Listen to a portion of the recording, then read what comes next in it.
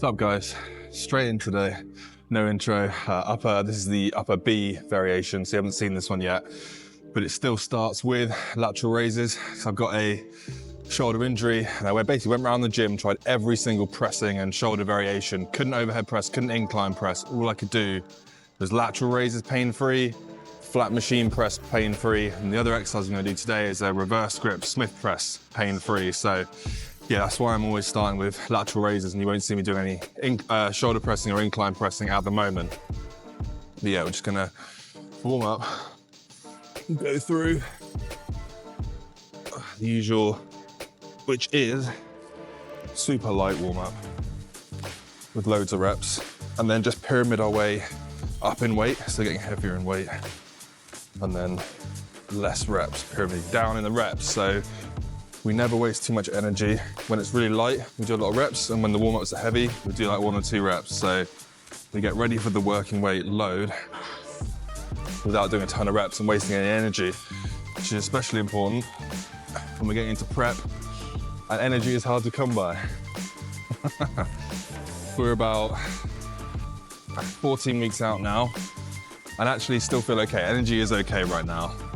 Hopefully, we don't really hit any big energy issues till maybe like 6 weeks out. With the lateral raises, I like to set the cable height about, just put a hip height, just so when you're at the bottom of the movement, the tension's still going through. Because if the cable's right at the bottom, when your arm's down, the cable's pointing straight down, the tension's pretty much off. But here, when your arm's down, cable's pointing that way and the tension's still very much on your shoulder, which is nice. And for me as well, it was the least painful option, because it means at the top it lets off a little bit, which is nice. So I was doing 3 sets of shoulders like you saw in the last workout and struggled to progress it. So I think what I'm going to do is drop down to 2 sets of, sorry, not presses, lateral raises. So I'll drop down to 2 sets. And that way, hopefully I can keep the progress flowing. Mel's on upper as well. She just needs a spot, give her a spot. Okay, let's do it. 7 or 8, yeah.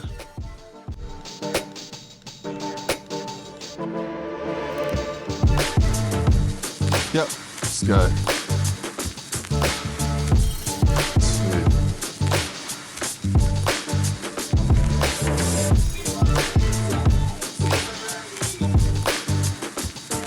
Go on, Mel, go on. Yes. Power, go on. Up, up, up, up, up, go on. Yeah. Nice. 7. Nice. Good. Good stuff. Working set time. Right. Last time, 25 for 7. You can see that? 25 for 7. So, got to at least match that today.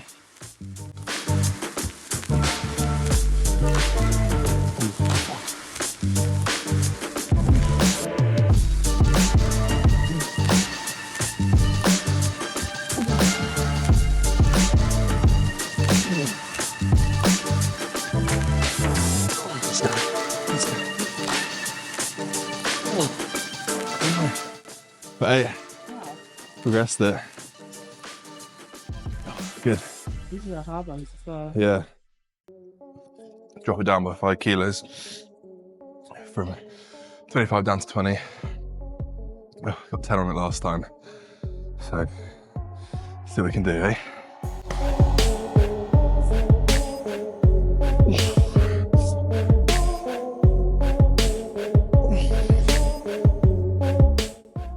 Oh man,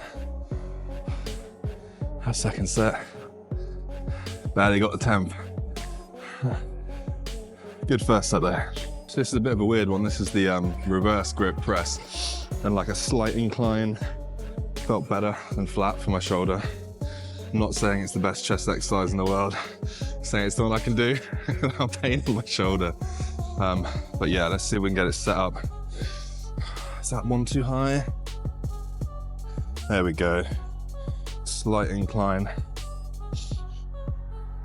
Oh. reverse.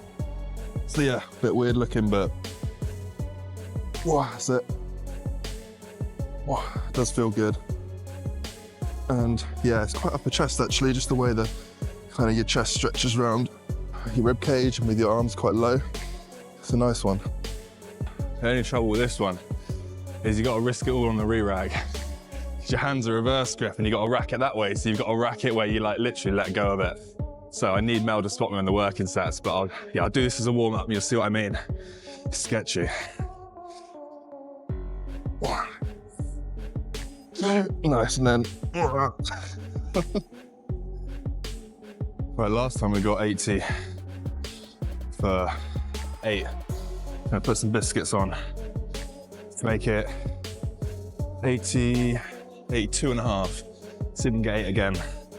So what you want to be doing really, like progressive overload. So you either want to be coming back to the same exercise and getting an extra rep, or putting on a bit of extra weight and matching reps. Or maybe you get both. Maybe you put extra weight on and get a couple of reps if you're really flying. But yeah, that's the plan. So I'll get Mel to spot me, see if I can get 8 out on this. Mel, are you good to spot me? All right, let's do this.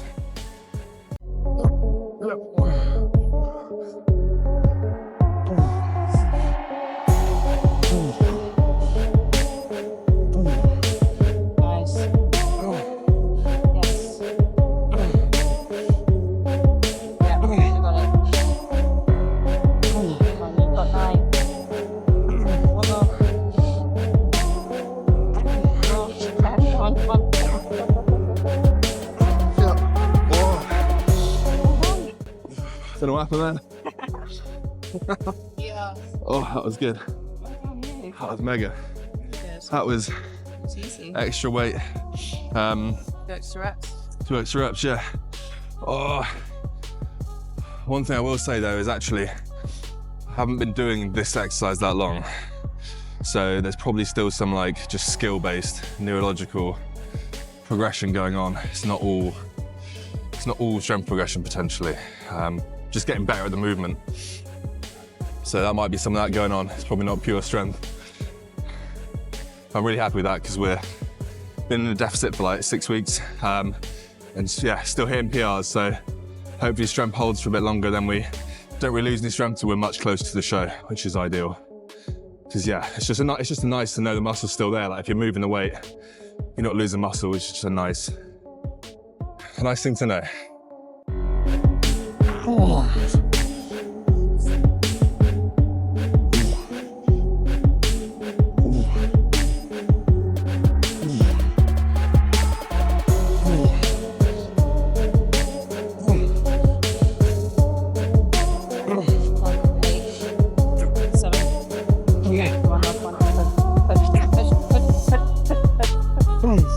Again, this is a bit of a weird one, but it's the only one I could do. I couldn't do any sort of like wide flying, anything that stretched my shoulder out just hurt too much, but this kind of like low to high option was all right. So again, like if you're trying to work around an injury, just go around the gym, try every variation of everything, and if something doesn't hurt, then start light on that and work your way up so you can keep doing something. All right.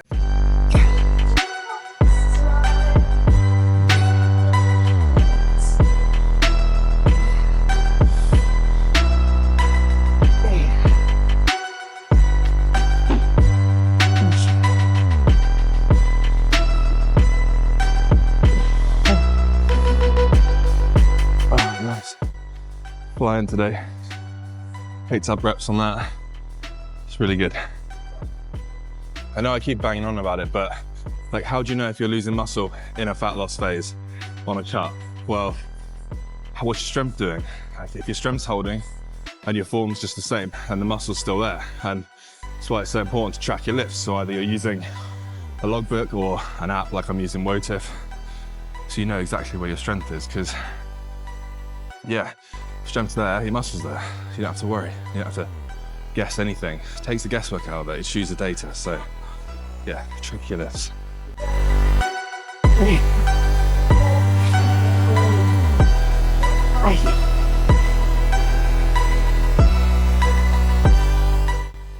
can go online and listen or watch or look at people arguing all day about what pull down grip to use are, like single, one arm cable and wide shit and all that, but like, worry about that stuff when you're big. Like, it's not gonna matter. Like, just get strong, get big, and then worry about the itty nitty execution stuff that won't make a difference if you haven't got your diet nailed and understand programming anyway. Just fucking lift hard and then worry about that shit when you're big.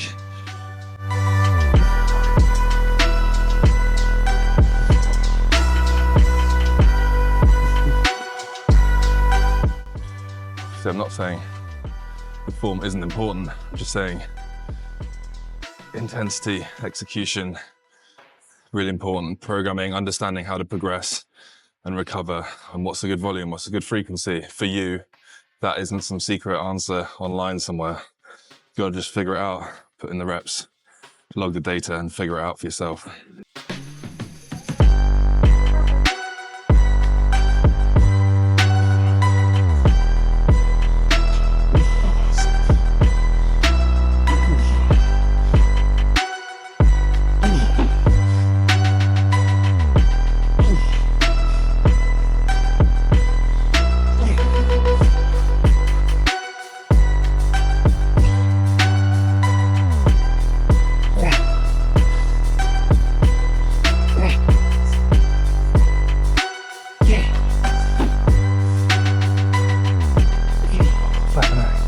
Out of all the handles, this janky ass old one's the best.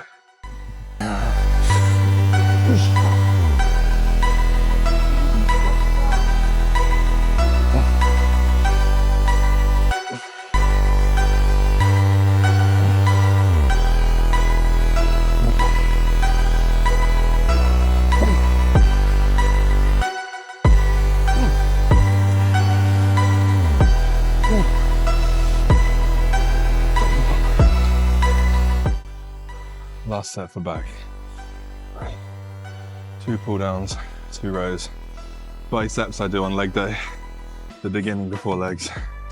Otherwise this session's too long, and by the time I do curls at the end, and biceps are cooked from all this pulling, and I'm, you know, they're not getting them at their best, so biceps on leg day. All right.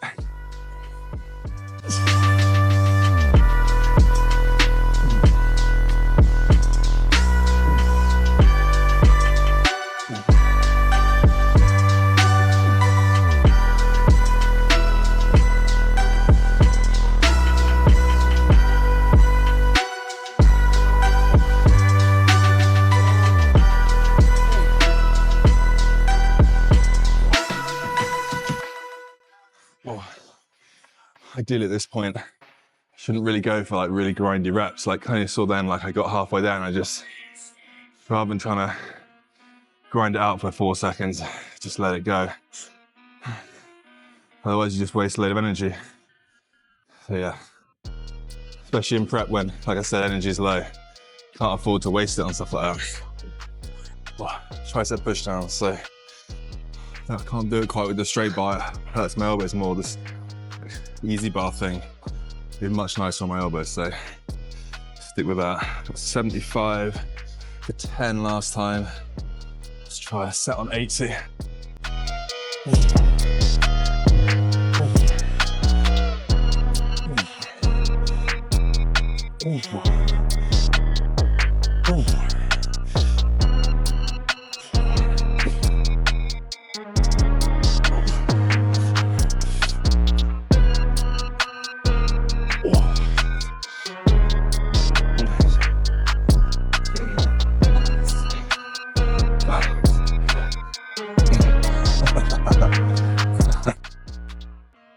Well, all right, last set, this is it, this is everything done. Last set, push downs, I only do 2 sets on everything. Like, not many exercises, because that's the thing about volume, it's relative to frequency, so you can't really look at, so you see, you scroll onto Instagram and someone says, here's my arm workout. Well, that's a shit example, because it says like, here's my pull workout, or whatever, and you're like, don't know that much volume. Well, how often are they training it?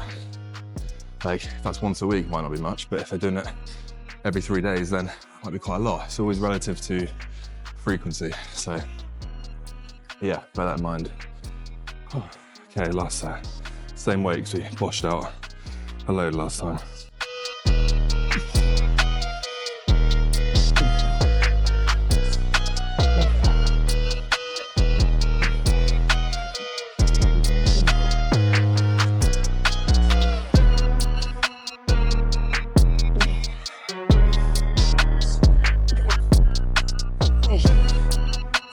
Nice. Done. I won't do any posing again because it's only been a couple of days since the last update, so I doubt much has changed, but be another update soon. Give you an arm shot. Oh, there we go. I have to do.